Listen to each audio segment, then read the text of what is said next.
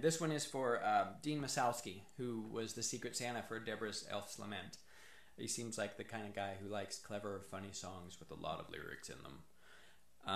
It was fun doing that song, and I hope you enjoy this one. Kenesaw Mountain Landis was a bad motherfucker. He was 17 feet tall, he had 150 wives. He didn't do that much except he saved the game of baseball. He put 2 and 2 together and he noticed it was 4.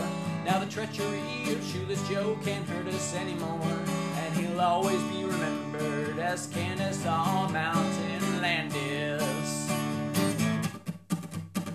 Fairland Angel Jackson was a fielder for the Black Sox, and he always wore his black socks, but he never wore no shoes.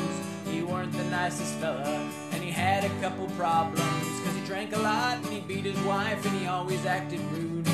He killed and ate some babies and he copped an attitude, and the one man that he hated most was Kenesaw Mountain Landis.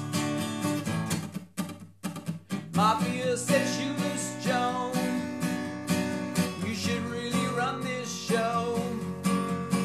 You should be the guy who owns baseball, and all you really gotta do is help us make a buck or two.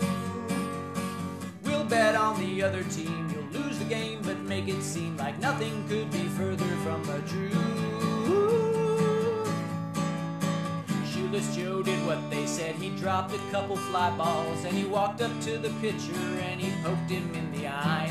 And in the 7th inning, with the Black Sox nearly beaten, there was someone who was watching from his blimp above the stands, cradling a rifle in his thick and meaty hands. And as if you hadn't guessed it, it was Kenesaw Mountain Landis. Kenesaw said, drop that glove, or I swear by God above, I'll make you regret playing baseball. Shoeless Joe looked up and saw the silver rifle's gaping maw. Though no one had noticed yet, his underwear was getting wet. He peed himself in front of everyone.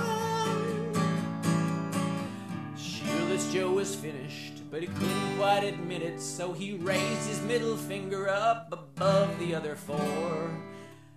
Kenesaw took careful aim and fired a single bullet, and he shot that dirty finger off and he dropped his trusty gun.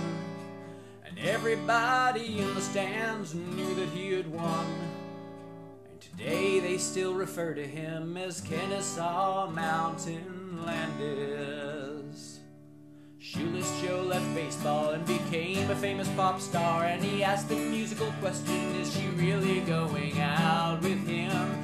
He had a couple albums and a comeback in the 80s, but he never won a Grammy and he never was the same. And he never could be satisfied with critical acclaim, cause the critics all confused him with the great Elvis Costello. Yes, the critics all confused him with the great Elvis Costello. Baseball.